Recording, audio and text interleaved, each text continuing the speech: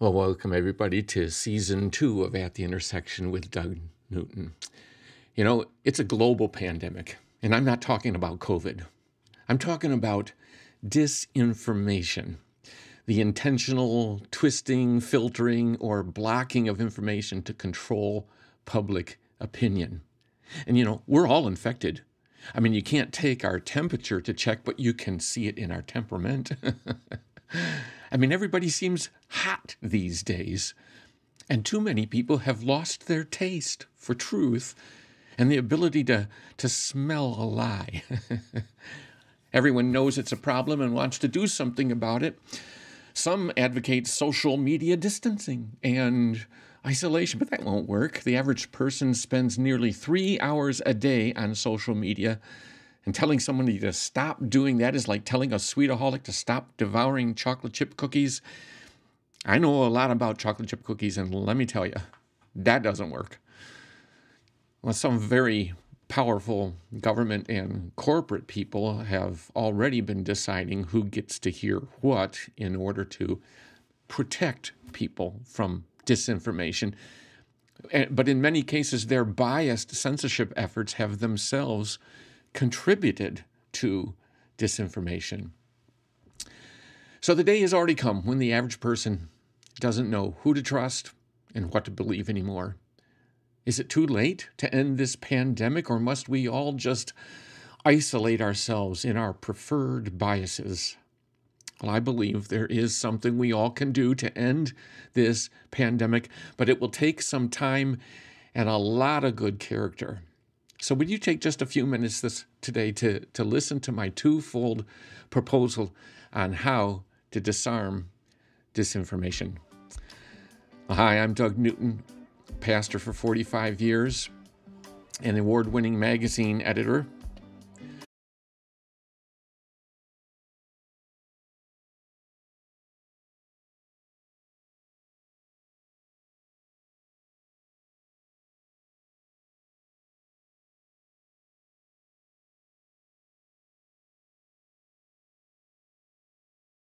That intro, didn't I? I'm going to give one insight from the Bible that speaks to that issue, and I'm going to suggest one way to strengthen the character that you and I need to relate to our mixed up world with exemplary grace and fresh impact. Now, as I've said many times, this is a no gripe zone. We're not here to question what's wrong with our culture. It's about what's the right way to respond. So you ready? Before we get rolling, just want to say welcome to all of you who are returning viewers of this podcast, and those of you who may be new. This is season number 2, and it's just been such a wonderful blessing to have so many people continuing to find this podcast and begin to watch or listen regularly. So I'm very grateful for all of you.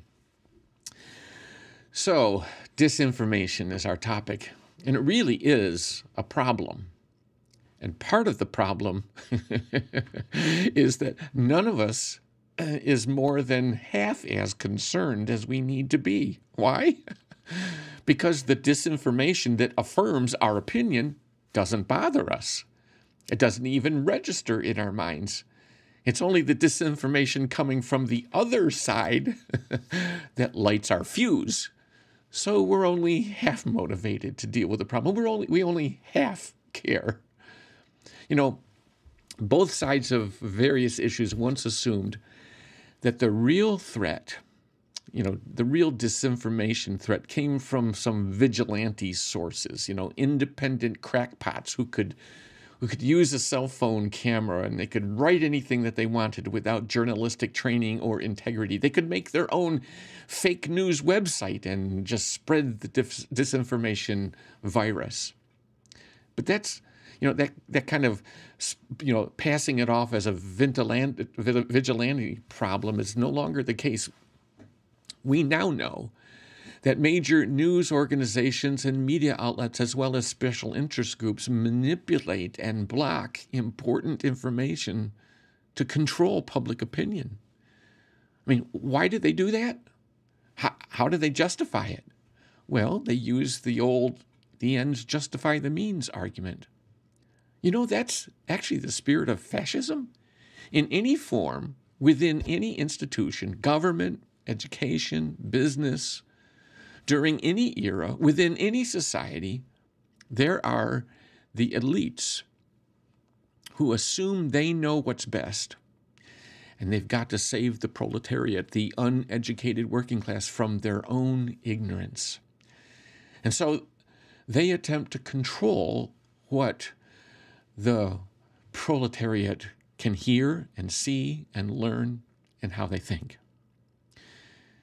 You know, many years ago, one of the leading voices in the anti-abortion movement was caught on tape telling his people to fudge the numbers, to sharply exaggerate the numbers of people attending that year's National Right to Life rally in Washington, D.C., to make the crowd seem larger than it was. Why?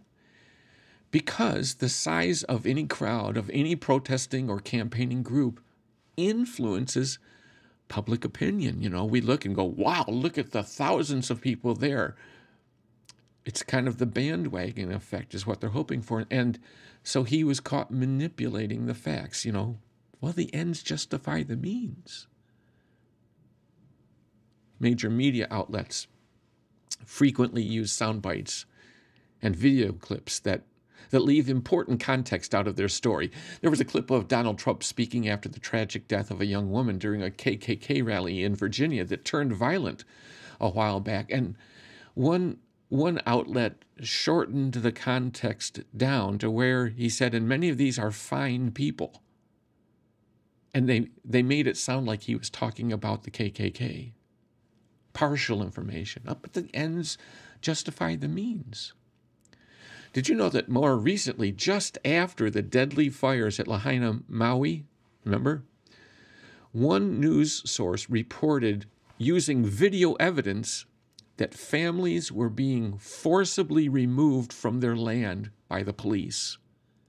And that video-supported report went viral, sparking fires of outrage around the world that spread much farther than the physical flames themselves. However, the Associated Press fact-checking service soon reported that the video was from a 1985 incident with police evicting some people from a beach park on the island of Oahu. But the video had already spread, done its damage, and can't be erased from the minds of people who will never know about the exposed disinformation. The ends justify the means. I've probably dwelt long enough on the problem. You didn't actually need any proof that disinformation is there, do you? So what's the solution? How do we disarm disinformation? Well, I've got two strategies to present this today. One is long-term, something that's going to take a couple generations or more to bring about change, but it will be a more lasting change. The second solution is an immediate but only partial disarmament, and yet it's still absolutely necessary no matter what. The long-term solution, let's talk about that. It's always been around, and in some pockets in the United States, but it is flying under the radar. And that's this. It's kind of a movement to return to a more classical form of education. Now, I doubt that that's going to happen in public education sector very soon, if at all. But it is happening in some private schools and among many homeschoolers. What is classical education? Classical education is basically an education around two kind of categories of learning, the trivium and the quadrivium. Now, I can't go into detail here. Just Google trivium or quadrivium, and you're going to land on all sorts of information where you can learn about it, and it would be worth doing. Just Google classical education or trivium, for example. Basically, it's an approach to education where children, elementary school-aged children, are first taught to think well before they are taught subject matter, like arithmetic or music or geometry or astronomy. The trivium concentrates on teaching grammar first, and then reasoning, and then rhetoric. In other words, you first learn how words and sentences work together to produce meaning. Then you learn how good thinking works. Then you learn how good communication works. That's grammar, reasoning, and rhetoric. Now, I bet you're surprised, because I think we've all been conditioned to think that young elementary age kids' brains, they're just not developed enough at that age to do those trivium kind of things. Not so. This is the way education was done up until just the last few generations. In 1947, Dorothy Sayers, a detective novelist from England, a prolific and very famous one, who was also a teacher at times, but she was in the circle with C.S. Lewis and J.R.R. Tolkien. She challenged educators to return to classical modes of education. Her Oxford presentation that she gave sounds remarkably current today. Let me read a paraphrase of her opening paragraphs. She says, has it ever struck you as odd or unfortunate that even though literacy is at the highest levels in history, people are more susceptible to the influence of advertisement and mass media? Is this just because the media is so much more pervasive?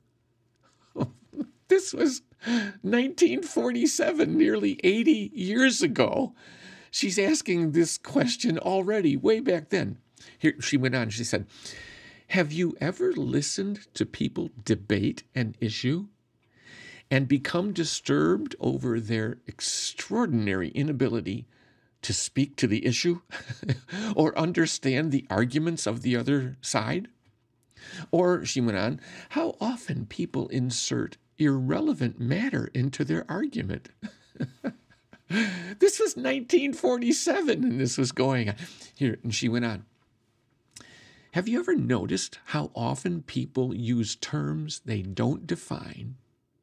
And no one seems to notice that disagreements arise because people have different meanings for a key word they use. And like if we were to take her words and apply them today, we'd be thinking about things like justice or equity, Equity.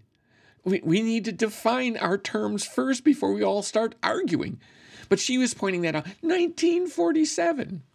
I mean, to boil it all down into one sentence, Sayers is saying, people these days don't think well. Don't think well. And she was advocating, let's bring back into education those very fundamentals before kids even get started learning lots of information and history and everything. Let's bring back in helping them learn to understand the use of language and think and to communicate well. So in 1947, she was already trumpeting her concerns, and over the last 75 years, things have only gotten worse, making all of us average folks easy targets for disinformation. But it would take, a tsunami-sized change in public education to shift its approach toward a more classical education mode. I think that ship sailed. I mean, it's hard to imagine that could happen. But even if it happened, it would still take 2, 3, 4 generations to produce a real change in culture, a lasting change. Do we have that much time? Probably not. It takes a lot of work to learn to think well. Do you know scientists tell us that the average person makes 35,000 decisions a day. Now, we're not conscious of most of them. They slip by, happen very fast, because they point out, and they've studied the brain is wired to summarize all this input coming in, summarize it in chunks, almost like having sort of a one symbol X that represents a whole set of experiences, and our brains can compute the X and not all of those words coming in. In other words, the brain is wired to take the quickest way toward arriving at a conclusion. The very function of our brains pushes us in the direction of jumping to conclusions. And restraining and redirecting impulsive thinking is hard work, because it requires great effort to pay that much attention to what we are thinking as we're thinking it and what we're saying as we're saying it. But that then leads me to my second solution for disarming disinformation. It is the quicker one. It's the one you can actually start today. As I said, it's only a partial solution, but it will help significantly. And it's based on the old principle, it takes two to tango. or the old principle that says, you know how to stop a fight? Don't throw a return punch. If you follow that principle, you will cut the disinformation problem as it pertains to your life and influence in half, right? And so we each can make two general commitments this very day. Keep from believing disinformation and keep from speaking disinformation. But now you say, Doug, what you're saying kind of bothers me, because are you saying that I speak disinformation? Are you calling me a liar? Because you said at the beginning of the podcast that disinformation is, and I quote, this is what you said, the intentional twisting, filtering, or blocking of information to control public opinion. Now, I admit I sometimes may pass on something that's not 100% accurate, that influences other people's opinions, but I don't do it intentionally. Well, hear me now. I mean, I'm not trying to accuse you, but I want to talk to all of us about what honesty is and what our moral responsibility is whenever we are stating a supposed fact or making a claim about something being true. To say that you didn't know something was incorrect when you said it doesn't absolve you of the responsibility to know in advance whether something is accurate before you say it. And if you knowingly pass something on before you've tested its accuracy, then it was, in effect, an intentional act on your part, and you're wanting the other person to accept what you're saying without having checked it out. You know, the Bible states this: anyone then who knows the good he ought to do and doesn't do it sins. James 4:17. Now, let me go back here.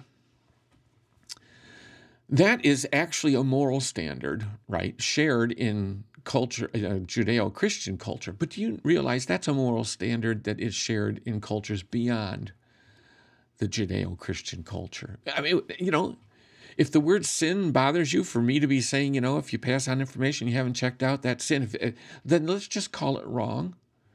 In other words, to know what's right, to know what's good, to know what's best, to be able to do it and not do it is wrong.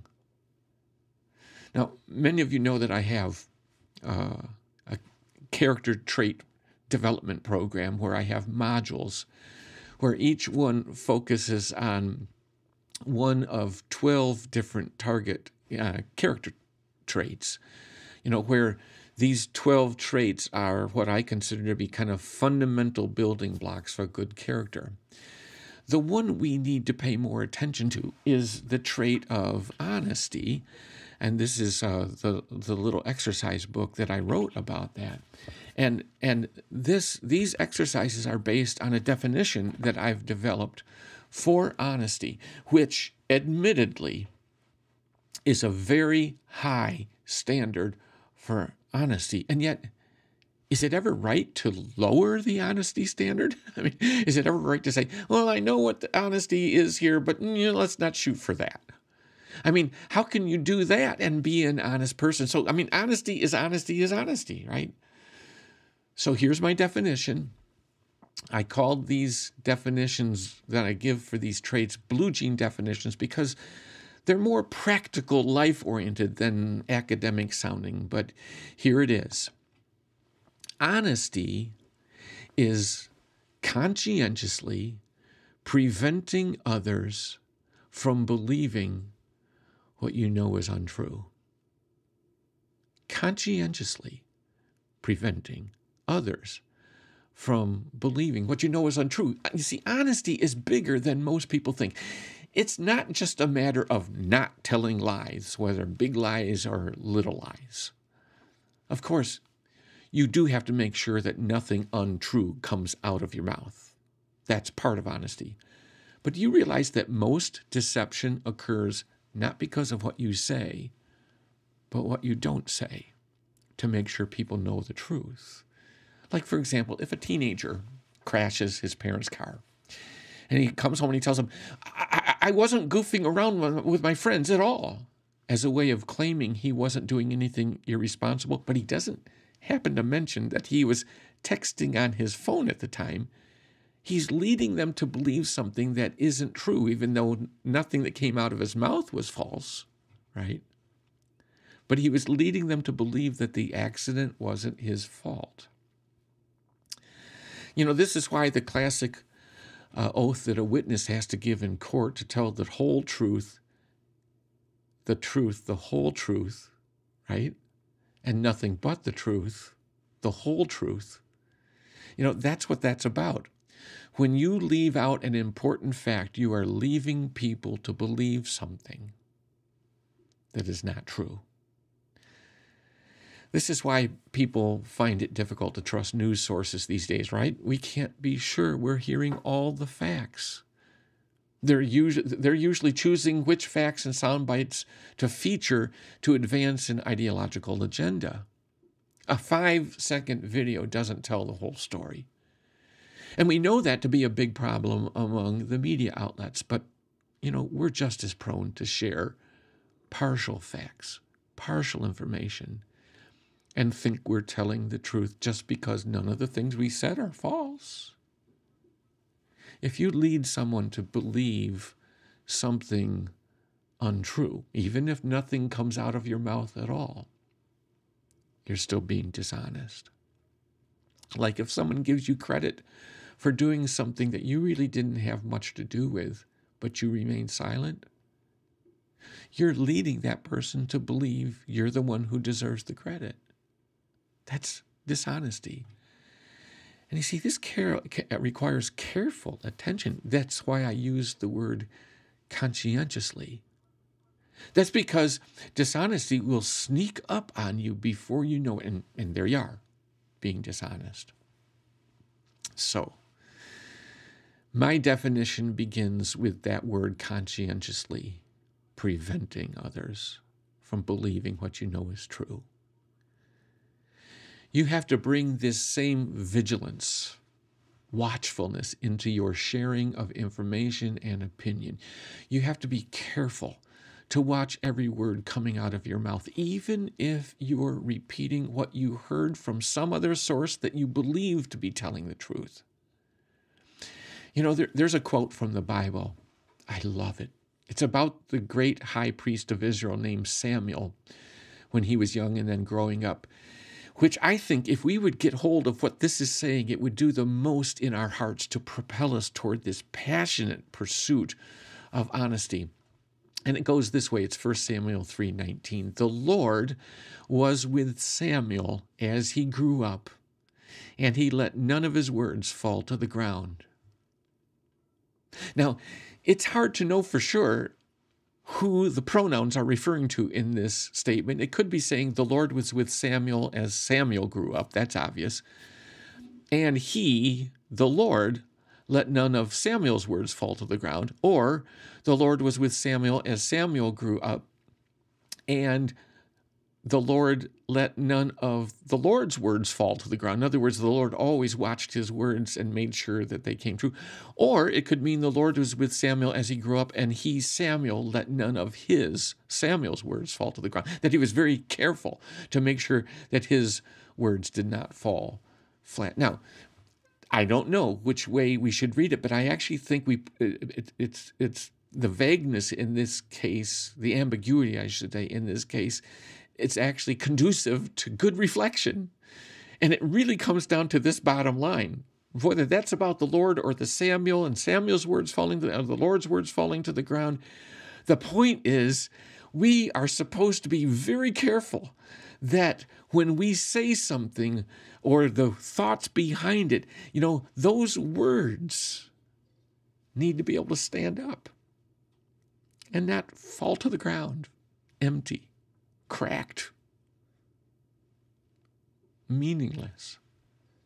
You see, if you and I could embrace that passion, that all-out determination to always speak reliable words, trustworthy words, that would go a long way towards spurring us on to have no part in spreading disinformation. And at least one half of the problem in our small corner of the world might be solved. I'm starting out, as I said, season 2 of my podcast, and I am still committed to making a free practice guide that I call Crosswalk every week, available to anybody who wants it. And I'm so pleased that many individuals and even some church groups are downloading these crosswalks and using them for group discussion, because they're very helpful in taking these kind of basic character principles that I ultimately land on and then fleshing them out in very personal ways. And I would urge you to download this one. Here it is up on the screen. Download this one quickly, before you forget. Life goes on and we forget all sorts of things. And the special slant on this crosswalk is to give you some affirmation statements. They're not really questions for you to examine your life, but they're affirmation statements for you to embrace and live by. Things like, don't share if you're not sure. A little bit of a mnemonic device. Don't share if you're not sure. Be suspicious of your choice. And I go into some, I kind of flesh each of those ideas out so you can kind of see what I'm talking about and how it applies to your life. Be suspicious of yourself. Be suspicious of yourself. What does that mean? And how do you do that? And why? Here's one. I tell you, if I could burn a statement, I'd burn this one. Put away, and I say, put away this attitude. Everyone has a right to his own opinion. Well, isn't that a fundamental American principle? Everybody has a right to his opinion. Well, we've got freedom of speech, but that doesn't mean that we have a right to say stupid things that aren't supported by facts. You see? That's like saying, well, I'll leave you to read. I explain that a little bit more. But anyways, I'd like to go on. Here's the final. Do sincere opposition research. Do sincere opposition research. Well, there you go. That's it for this week. I'm so glad that you were here. I hope you all agree that this is important stuff, right? Especially in this age of disinformation. If you appreciate what I'm trying to do in the podcast, would you share it with friends, with your friends, and subscribe to the Fresh Impact YouTube channel if you would. In 24 hours, I'll have a permanent version out on YouTube and an audio-only version for those who want to listen to this on the go. All of the information about the podcasts, past and future, can be found on our website, and all the links can be found at the end of this video. So anyways, thanks again for tuning in. Really, if you think this podcast is worth something, I hope you'll continue to obviously tune in, but would you leave me a comment? or send me an email. Well, I hope you'll join me again next week at the intersection with Doug Newton. I'm already looking forward to addressing the incredible phenomena surrounding artificial intelligence and how, especially after something that Zoom is now making possible because of AI, how we're going to have to guard against its effects on character. Can't wait. In the meantime, remember, you are the front lines in the battle to disarm disinformation. So pursue honesty.